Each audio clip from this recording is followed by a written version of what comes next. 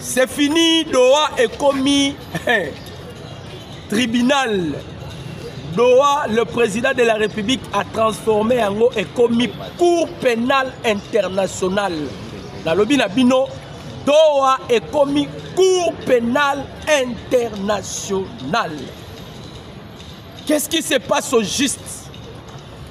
Mbote ba papa, mbote ba maman, mbote na ba internaute nyonso. Mbote na bino ba abonné fidèle. Il y a Docta News, chaîne de référence Nabino, chaîne par laquelle vous êtes toujours informés en intégralité sur la situation en République démocratique du Congo. Toyebi sakaba papa, toyebi sakaba maman, toyebi sakaba ndeko. Si vous avez besoin d'informations, ils n'ont nulle part ailleurs. L'information sûre et fiable. Oui, la chaîne de référence Nabino, vous ne serez pas déçus. Tozo Bunda pour informer l'opinion nationale ainsi que Bandeko Nabiso, Bazali Banda Yamboka, Baye Bamaï Mazali Koleka en République démocratique du Congo. Yo Congolais à Nengeni Nozole Kisamukolo sans Koluka Koeba état de santé à Mboka na yo. Yo Congolais à Nengeni ni Tongo etani tipo kwe koti. Okoti na etando eke na yote, okoti na chaîne na yote pour na koyeba pays na yo elali ndenge nini, pays na yo elamuki ndenge nini. Yo Congolais a ndenge nini bandeko ba Congolais. Oza ezo saluer le côté. Bandeko ba Congolais, c'est très important na ba Congomani ba yeba maemazali koleka na mboka na bango. C'est très important. Na ba Congolais ba yeba est de la République ezandengenini. Na lobi na bino ke Doha o ezalaki centre ya refuge pour na ba M23 boyoka kinanga. Boyoka ki Bertrand Bisimwa ba lobi plus question de la guerre. Nous voulons maintenant le dialogue où nous voulons la négociation avec le gouvernement congolais. Donc bango bazwaki Doha lokola colonne ya ekimelo na bango. Mais awa naza ko informer bino Doha est commis tribunal cour pénale internationale na minitoyo. Doha ça devient la cour pénale internationale, c'est-à-dire ba nyonso ba kei na Doha bandeko ba congolais soit mukamate soit en fuite. Donc mwambe koti zelo. Bandeko ba congolais avant d'approfondir le système au Mukonzambo Kassali a transformé Doha et comme cour pénale internationale, j'aimerais vous balancer une vidéo de 5 minutes. On va balancer une vidéo de 4 à 5 minutes. Bolanda yango bien vidéo. Bolanda bien. Ce qui bolanda yango bien, à la fin de compte, nous allons maintenant approfondir notre connaissance. Boyeba nini mabomba mina vidéo wana. En voici la vidéo. Chers Congolais, j'espère que vous avez la vidéo. Wane Zali José Makila. José Makila étant un figure emblématique de la politique la biso, membre il y a PPRD, membre il y a FCC, en même temps membre il y a Sauvon Kabila. Bandeko ba Congolais, ba Congolais baza ba inconscient, ba Congolais baza malade parce que soutient Joseph Kabila, il faut être malade, il faut à la maudit. Congolo penza ça esprit na yeza normal aller soutenir Kabila. Bolandi des journalistes ya Top Congo, chers Congolais. Batouni José Makila question. Dis-nous qui agresse la République démocratique du Congo. Dites-nous qui agresse la République démocratique du Congo. Thierry Kamboun a zongeli question 4 fois. José Makila yebisa biso no munoko na yo. Pays nini est agressé à la République démocratique du Congo. J'espère que vous avez vu les images. Botala, bobandela kotala yango. José Makila incapable de citer le Rwanda. C'est ça les gens par laquelle oh, les Congolais maudits. Les Congolais maudits au bazolo bake Kabila voazonga. Soko zala ndaku no lobi Kabila zonga. Tu es maudit. Et cette malédiction qu'on quitte l'autre, la 4e génération, même ta progéniture sera maudite. Même ta progéniture sera maudite. José Makila nie même la résolution 2773 qui a adopté en février 2025. José Makila nie la résolution 2773. Maintenant, José Makila, c'est quel genre de politicien? Moutabo Eboko Ykolande, et ba Congolais. Congo ba Congolais, ba loki ba Congolais autonome. Oh, délivrance, pasteur Nina Koyko ça la délivrance. Où sont les hommes de Dieu? Basali Nzambe ya solo bazawapi. Où sont les hommes de Dieu pour délivrer certains Congolais? Moulindo Gilles Ozawapi. Prophète Moulindo Gilles Ozawapi. Dominique Konde Ozawapi. Bozawapi basali Nzambe ya solo pour délivrer le peuple congolais. Je vis des Congolais qui réclament le retour de Joseph Kabila. Maintenant, on a posé un membre, il y a Sauvons Kabila ou Sauvons le Rwanda. Batounie question. Batounie yebisa biso pays où ils ont agressé la République démocratique du Congo. Ah basali Nzambe. Moulindo Gilles n'a supplié bino prophète Moulindo Gilles. N'a supplié yo prophète Konde Dominique. Vous devez délivrer le peuple congolais. Le peuple congolais bazana envoûtement à un niveau élevé. Quand vous voyez José Makila, bandiko balola munoko. José Makila, azo balola munoko. José Makila azo balola munoko. Ba yebisi biso yebisa biso kaka. Question simple. Dis-nous seulement le nom du pays qui agresse la RDC. D'abord, c'était le prêtre catholique. Oh bazala qui est incapable. Le président Tshisekedi a dit ça qui va sango. Pendant un dialogue na bino basango. Pour ça la point de presse. Bon dénoncer kaka agression rwandaise. Une fois bolobi kaka bo dénoncer agression rwandaise. Ngai Tshisekedi na coupé sabino sko dialogue bo gérer. Basango ti lelo baza incapable de citer les noms du Rwanda. Vous savez pourquoi? Parce qu'ils sont payés au Rwanda. Ils sont nourris au Rwanda. Ils bouffent l'argent de Paul Kagame. Surtout que Paul Kagame na minitoyo azalokola nyoka bakati mukila tomutu. Comme il bouffe l'argent de Kagame, comme il nourrit par Kagame, le prêtre catholique sont incapables de dénoncer l'agression rwandaise. De la même manière, ça devient maintenant avec les acolytes de Joseph Kabila. Dans le Bible, landi vidéo de long et à large. Nous avons qu'un seul politicien au Congo, c'est le président Tshisekedi. Ozora blague. Toi, un politicien moko na Congo. Il est le seul président depuis l'histoire du Congo. Depuis l'Afrique existe, depuis le monde, même la communauté internationale, Batikala jamais causé Kolobana Kagame que toi tu es génocidaire, tu es sanguinaire. Vous savez combien ça coûtait la vie du président Tshisekedi? Pour Kolobaka la Paul Kagame que c'est toi les sanguinaires, c'est toi les génocidaires. Vous savez combien ça coûtait la vie du président Tshisekedi? Yango na yebisa Nzambe, omoni bato nyoso ba okumisa Kabila. Nzamba longola bango ba pourcentage ba vie na bango ba linya ba vivre na mokili. Abakisela ngo Tshisekedi. Toro ngo vivre tina 80 ans, ba longoli ata 20 ans, okufa na 70 ans et na 60 ans. 20 ans ba bakisela Tshisekedi. Tokena Tshisekedi ata tina 120 ans. Tout le monde avait peur de Kagame. Bandeko.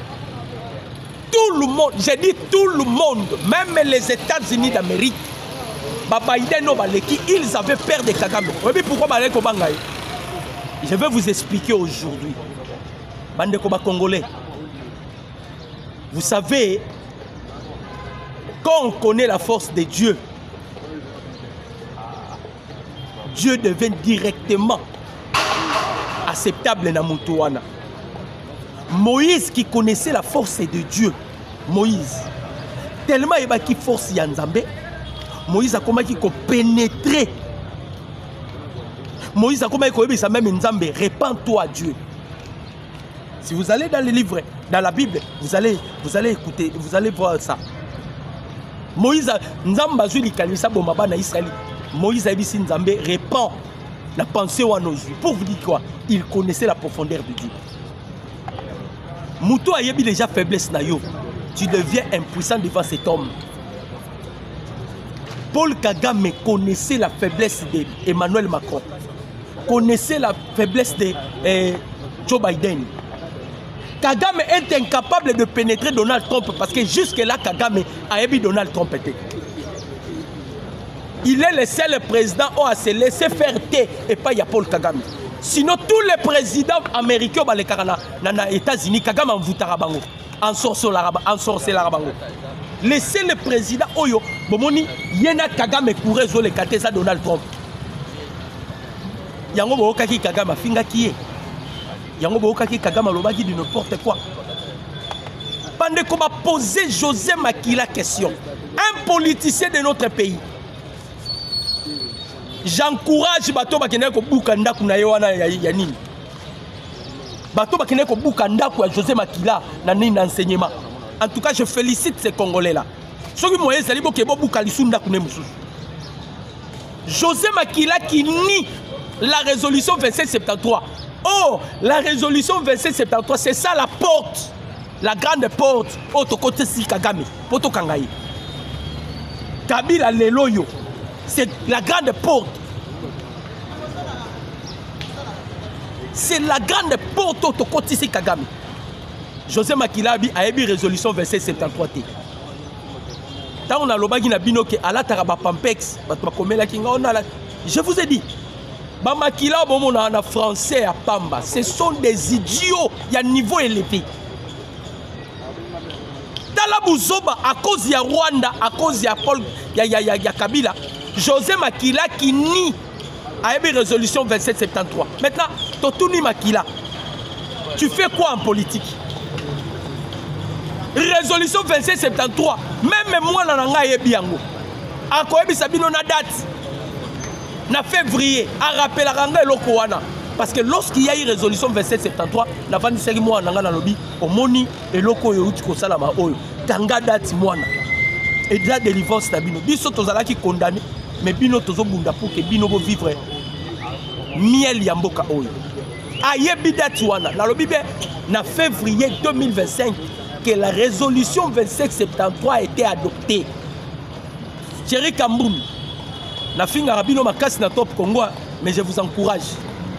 Oh penda bo sali. Merci Nabino. Surtout Thierry Kamboun. Christian Lusako na reposé ma question à la télé. Faut que Thierry. Abimisi Makila pena na rétroviseur. À la kisi malamoko identité Makila. À la kisi natira Makila. Et puis à la kisi sauvons Kabila. Oh bazo préparé. Ce n'est pas sauvons le Congo. Et ça sauvons Kabila parce que Kabila il est le candidat potentiel à ce pays. Aza candidat potentiel à ce pays. Quand vous voyez quelqu'un qui nie la résolution 2773, il est incapable de condamner l'agression rwandaise. Maintenant, qu'est-ce que vous attendez de cette personne?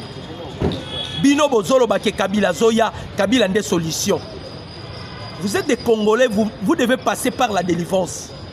Congolais, on soit de la retour, il y a Kabila. Tu dois passer par la délivrance. Vous êtes maudits. Boutela Makila, Azo Begeye. Incapable, Bandeko, incapable de dénoncer l'agression rwandaise. Boebelo Macron doit préparer. Ndeba Bengisi, président Félix, le 30 octobre. Bou les animes. Ce qui président Félix a su qu'un avion. Avion est comme à la France, c'est pour abattre le pays africain. Comme ça, Joseph Kabila, comme il est en contact avec l'ancien officier naïe, directement, il coup d'État, Kabila Zongi. C'est ça les cartes qu'ils ont préparées. Yango Tebi, si président Félix, balamba balia France wana kotala ngwata na gauche te kotala ngwata na droite te parce que il y a rien de bon na France. Il y a rien de bon na France. Kotala ngona gauche te kotala ngona droite te. Vous avez déjà beaucoup fait konzamboka. Osali makambo belé ya kitoko. Awa wa tobandi ko bimisa sikoyo mutu na identité na ye. Tobandi ko bimisa mutu na identité na ye. Donc Sauvons Kabila wana c'est pour kozongisa lisusu na bisaki bino. Kabila aza c'est un système Kabila. C'est un système proclamé par Kigali. Kabila Bomona. Aza système au Kigali est proclamé. Et puis Jacques Chabani, vous avez suspendu le PPRD. Mais Emmanuel Shadari a tellement décision na yo. Alors il va rejeter en bloc suspension na yo. Jacques Chabani, il est temps maintenant d'exercer la dictature. Le dictature, il est temps maintenant d'exercer la dictature. Comment le vice-ministre, premier vice-ministre de l'Intérieur, qui suspend le PPRD, le parti politique de Joseph Kabila, le parti branche ya Rwanda, suspendu par le ministère de l'Intérieur. Un individu comme Emmanuel Shadari qui fait un point de presse pour dire que nous rejetons en bloc cette suspension. Shadari Wanano a un dossier à Makas. C'est lui le créateur. Yabakuluno le Lotozomona. C'est le moment crucial. Jacques Chabani. Yakotaye Maboko. Il faut tout kangasiko batoma PPRD. Totikeli bango temps. On doit passer maintenant dans la dictature. Il faut tout les cas la dictature.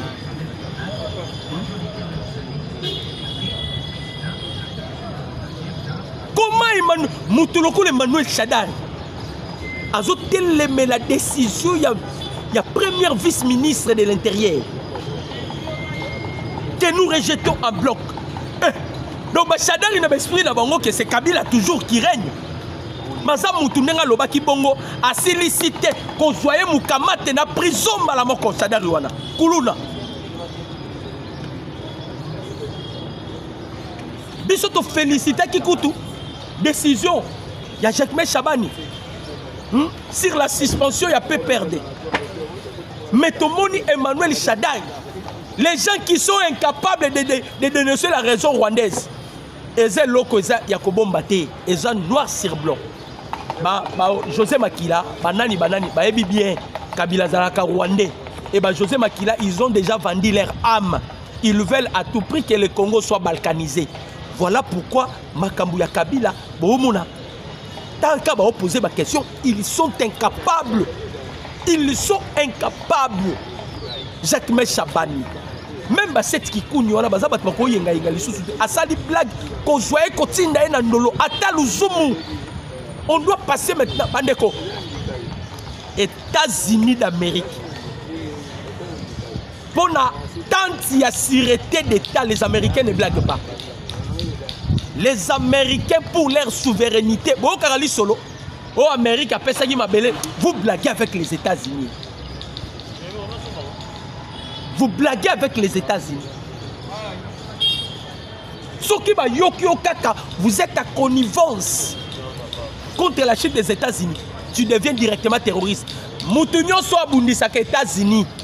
Les États-Unis les considèrent comme un terroriste parce que Moutou normal, tu ne peux jamais faire face avec les États-Unis.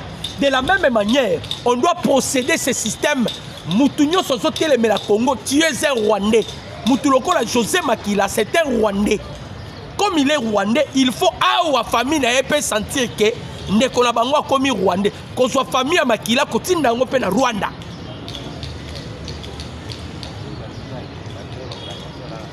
Qu'on soit famille na ye, continue dans na Rwanda.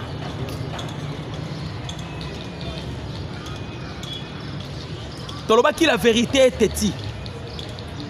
Hein? La vérité est extrêmement têtie. Mon idée de vérité bimi. La bino batoyo bozawana pour na koluka à tout prix. Oh Kabila zonga, oh Kabila salabo, oh Kabila zonga bo. Bande ko ba congolais. Toke sikoyo makambu ya doa. Bande ko Kabila a tétié. Toebisaki Kabila au confondre époque était. Bande ko. Vous savez, en soi, Dieu voulait la mort de Pharaon. Pourquoi? Parce que Pharaon se croyait qu'il était Dieu. Voilà pourquoi Dieu devait seulement endurcir le cœur de Pharaon. Pour l'anda, bana Israël, l'esclavagisme en Égypte. C'est de la même manière que Dieu a endurci le cœur de Kabila. Tozo benda Kabila. Bande koba congolais, ba IM23 après avoir perdre unité plus de millions il y a soldats na bango. Ba IM23 après avoir kokufisa ba unité spéciale na bango ba betaki tolo. Ba tikala ki espoir moko espoir na bango ezalaki nini? Doa. C'était ça leur espoir. Ezalaki Doa. Alors, la plus grosse erreur nanga sali. Boboni nanga za anzambe nangai. Nalobaka yango bandeko ba congolais. Il y a une différence entre parler français et avoir de l'intelligence. Pour le français, c'est la langue. Mais intelligence, c'est la faculté mobile. Bande Kobike, Paul Kagame, tellement bomi bat, Rwandais babomaki bat na Est. Joseph Kabila, babomi bat na Est, bande koluka muto nini bakolati sa belle. Babomi tellement batuto. Comment il commise la batuna mutunino tokoi kolati sa ber na minitoyo apporter fardeau nyosoyo ya ba congolais tobomi na Est. Ba ekozwa un imbécile comme Corneille Nanga, un abruti de haut niveau. Kagame bomi ba congolais, Kabila bomi ba congolais, mais bazui chapeau ba ekolati na mutu ya Nanga. Ba bisi Nanga to pesa yo pouvoir. Yo ndozo comme coordonnateur numéro 1. Il y a AFC M23. Or que ça piège. Pour bazongi ça ba charge onyo so ba congolais ba boba na mutu Nanga. Alors, wana première erreur il y a Nanga oyo, les diabétiques oyo. Deuxième erreur il y a Nanga bande ko ba congolais. Nanga soki ba bomi ba congolais. Nanga zozo ba photo, ba TikTok, ba nini toto pusana. Nanga zo yebisa biso Tshisekedi. Aujourd'hui, la tombe malisusu combien Pondi ma dialogue. Président Tshisekedi d'ailleurs. Or que biloko wana nyoso, ce sont des témoignages de preuves vivants. Oh na minito yo e kangi nanga na Doha. Na lobi na bino que le président Tshisekedi a transformé Doha. Doha est commis la Cour pénale internationale. Donc Negezawa eza koyida na Doha. Et loko indisi Doha eza nini? La revendication ya ba rebelle pour na 750 militaires, pardon, 750 prisonniers na bango. Oh bango bakangaki 750 prisonniers na bango. Oh bakangaki. Bobi ke basenga yi ba prisonniers na bango. Alors, tu ko profiter na 750 prisonniers wana.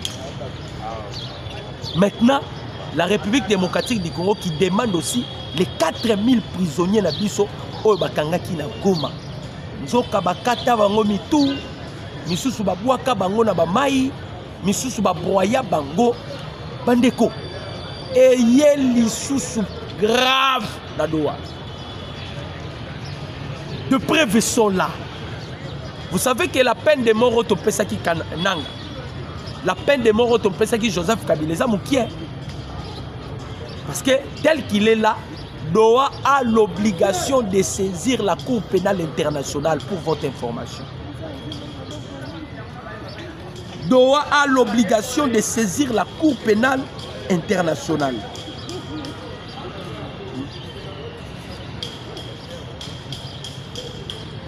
Doha il a l'obligation de saisir la Cour pénale internationale. Maintenant, tous ont mis tout là, bande congolais. C'est grave. C'est grave. On se pose la question. Kabila ko s'en sortir ndengeni. Avec John Kabila, qui est espoir qui devait entrer en contact. Si vous allez vous souvenir encore, qui devait entrer en contact avec officier na Yatikaki Awa, parce que espoir na bango zalaki ni espoir na bango zalaki que Joseph Kabila lokola s'annonça qui boye inaye, il y avait encore des officiers il y a Joseph Kabila bazalaki na Congo Awa. Maintenant, on devait entrer en contact avec ces officiers-là pour permettre en sorte que Kabila soit abeta un coup d'État. La calcul là, soit abeta un coup d'État, soit ça les locaux. Maintenant, les choses tournent mal. Les choses tournent mal parce que les Américains déjà en colère au Bazanango, au Baébike, bateau Bazoluka en boycotter. Les deals entre les États-Unis et la République démocratique du Congo. Et ça, Kabila, Paul Kagame. Or, les États-Unis en guerre, en guerre contre la Chine. Les États-Unis a ébiqué. Ce qui a fait, ce que Salaki Chine Zalamakasi, ils ont les erreurs pour les Alaki, le président Baouté Koleka. Ils avaient pris le Congo. À la merci de tout le monde. Alors, les États-Unis vont conquérir les Congolais. Ils veulent maintenant conquérir la République démocratique du Congo. Ils veulent contrôler le Congo. Ils veulent contrôler le Congo. Voilà pourquoi, pour les Américains, le deal au gouvernement congolais a Sengakibiso est bénéfique pour les Américains. Alors, les Américains, ils ont opté maintenant pour ce deal. Alors, Joseph Kabila, Paul Kagame et des autres, Soki Kakadi Louane Salami. Tshisekedi d'abord Tozo Lukaye, Tozo Joyete. Soki Dilo et Salami, Tshisekedi deviendra encore le plus puissant. Alors nous devons empêcher les deals. Negesko Bazoluka pour empêcher Dilouana. C'est ce qui a fait que Bandeko Congolais. C'est ce qui a fait que les Américains, bon, il est maintenant temps. Il y a Kosala Makambo. On nous a doté des avions de chasse. Ah, si tu as dit qu'on frappait. Tu as dit qu'on frappait. Des preuves palpables sont là que le M23 va commettre ce qu'on appelle la génocide. La crime contre les génocides, je m'excuse, et la crime contre l'humanité. N'est va commettre en gros na violation, violation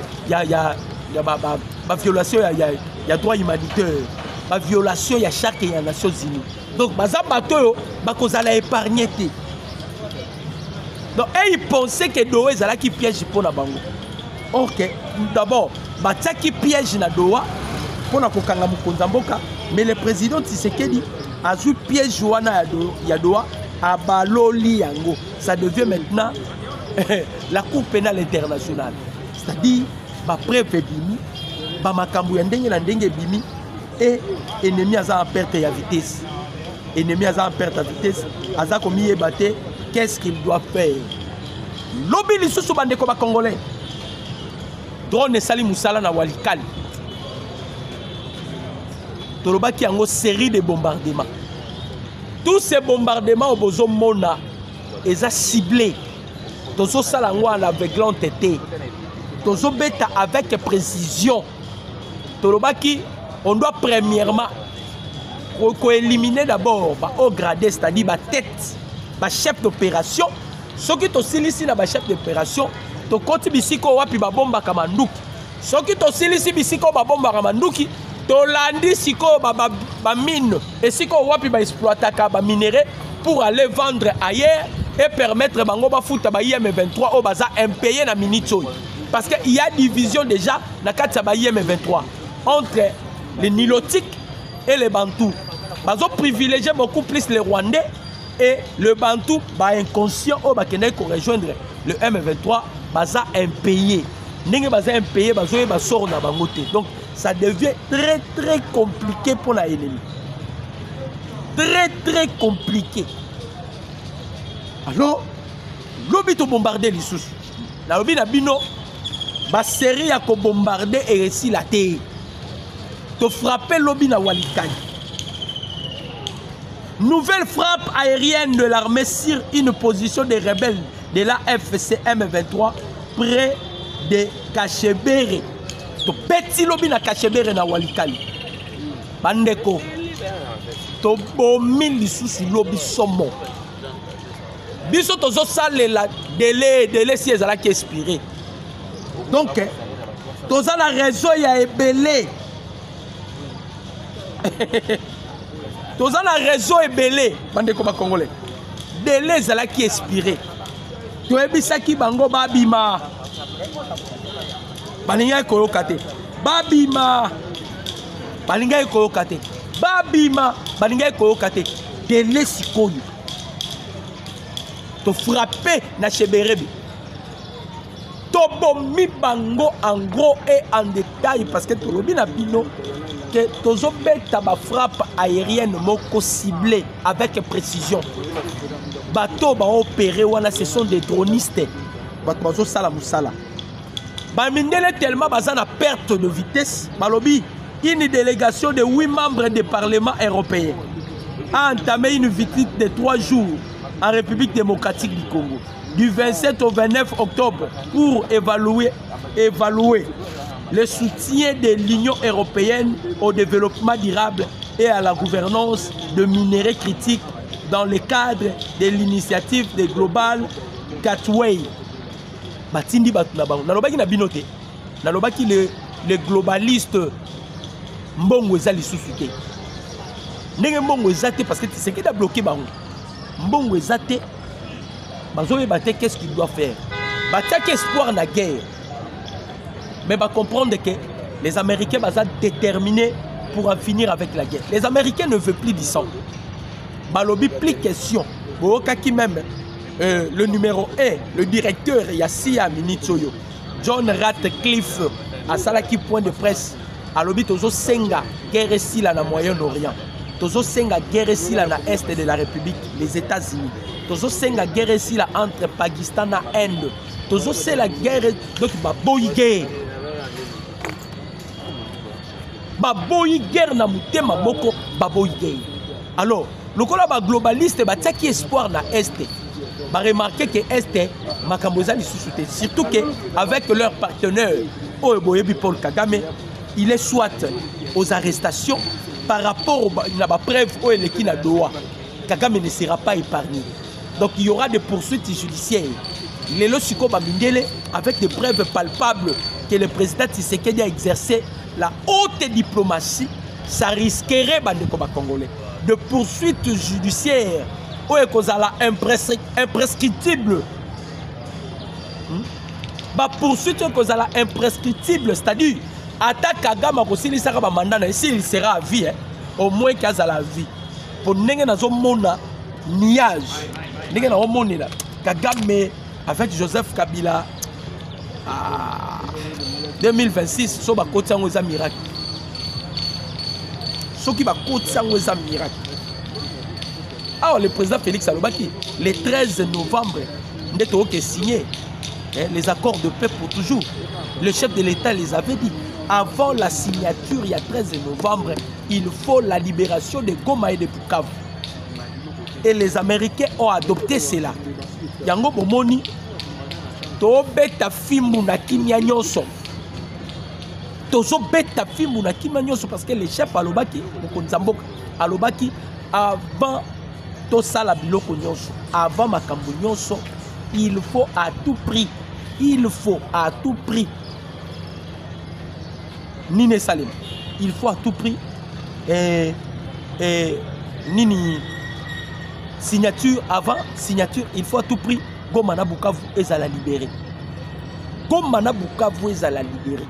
Donc voilà pourquoi momoni balala ki lobi potozo beta mingi na ba tozo sala ba opération moko nocturne. Tozo beta bango mingi na butu. Mingi na butu. Afrique intelligente kuta lobaki. Alors, tous les responsables de IM23, ils sont maintenant à la difficulté. Ils n'ont plus confiance de Goma, ils n'ont plus confiance de Bukavu, bazo passer ba nuit na bango en kantimini bazo kima ba oke na Kimembe et Kamembe ça na Rwanda ba misu ba ola na Gizeni. Pourquoi? Parce que bazo banga d'un moment à l'autre ils seront au moins visités par des drones ou ils seront visités par des frappes chirurgicales. Neto okene na bango na système ya kolia bango moko. Donc bandeko ba congolais bota la Kabila makambo ke sala en Afrique du Sud. Lobi na Cap Town ezalaki somo. Bandeko ba congolais bazalaki kuna. Je vous félicite bato ba betaki bato wapi. Baki ko corrompre ba congolais ba opesa bango mbo. To bisaki Kabila tu resteras seul. Tu ne te souviens plus. Na prophétie à Kondo Tshisekedi wa Mulumba. Si tu continues de s'entêter, tu vas mourir. Si tu continues de s'entêter Kabila, tu vas mourir. Mounon quoi kozalo a kofongwama. À quelle Afrique du Sud, bazo lukaba somba ba Congolais avec les $5 000. Donc Kabila pillait le Congo parce qu'il savait qu'il servira de cet argent contre encore le Congo. Hein? Il a fait tout ce qu'il devait faire parce qu'il savait que à construire sous Mbongo wana à cause de l'ango contre la République démocratique du Congo. Congo est commis pena et commis kitalatala na yoti. Congo est commis kitalatala na yoti. Avec leur pensée noir au bazala qui n'ango contre la République démocratique du Congo, mais bah il faut comprendre que tant ils ont le souci à Bangote. Eh, tant ils ont à Bangote pourquoi? Parce que on nous a doté des drones. To beta bango, na lobi na bino na walika li lobi to frapper lisusu. Tant to beta, c'est ce qui fait que ba M23 mususu ba komi bango moko ya komitika manduki. Ba comprendre que li solo ezali lisusu te na est. Ba comprendre li solo ezali lisusu te bisika bataki. C'est-à-dire les M23 ba komi maîtrisable. Les AFC ils deviennent maîtrisables. Tant on moni ba rebelle ba komi ko recourir na Doha là où médiation Yaba Qatari. Mais bah, comme Kuna Doha, le président Tshisekedi, il les a transformés et comme tribunal. Parce que des preuves sont là. De gré et de force, le chef de l'État maintenant va en profiter d'un rapport au Doha Kobimisa pour saisir maintenant la Cour pénale internationale. Donc, Nanga, Bayo, Bertrand Bissimo, Bayo, Sulutani Makenga, Bayo, Willy Ngoma, ceux qui bakanga na prison, amona na raté, aeba na raté. Bayo, bomona ba sort na bango. Bozomona ba sort na bango. Tolobaki yango bandeko ba congolais, plus rien ne sera comme avant. Congo ezali sous Congo bango bakanisa kité. Le chef de l'État se bat. Na niveau to kende à l'aide aussi à l'américain parce que nous sommes dans une parfaite relation. On a parfaite relation. On en profite aussi pour faire du Congo le pays le plus puissant en Afrique. Hein? Surtout que nous avons déjà une unité spéciale. Bawazaleno. Toi, on a nulle part. Hein? Toi, on a nulle part. Les réservistes ont veillé sur la souveraineté de la République démocratique du Congo. On va rendre tout le plan machiavélique qui a Paul Kagame nul. Sont des Wazaleno. Tant que tu as dit force spéciale, nous avons une formation. Nous avons une formation en Égypte. Bandeko. Quand tu as dit que tu as pour former l'armée. Bon résultat. Bon résultat, bandeko congolais. C'est ça le résultat du travail. C'est ça le résultat du travail. Nenge to prometa ki bango. Kabila tali gauche, tali droite, il envoie maintenant l'argent en Afrique du Sud. Ba beti batuna ye somokuna. Ba beti na bato ba équipe ba corrompre ba congolais. Ba congolais ba komi lisu likolo lisu partout les diasporas sont. Ba congolais ba Angola, lisu likolo. Nous sommes informés. Ba so informés biso na air nyoso. So ba monika mouvement mabe ba Angola ba beni. Eh ndeko sala mission. Loba boy. Ceux qui va moni même na poto ba mouvement nyoso mabe zo salim. Congolais comme éveillé, a zo veiller sur mboka na ye. Pourquoi? Parce que Tshisekedi a fongoli ba congolais nisu. ba Congolais ba komona danger wapi tozala kinango. Mon numéro c'est plus 243 89 63 95 965. Mon numéro c'est plus 243 89 63 95 965. C'était avec plaisir. Il y a Kosola, Congolais de père, Congolais de mère. Nzambe Alola, Apambolabino, merci.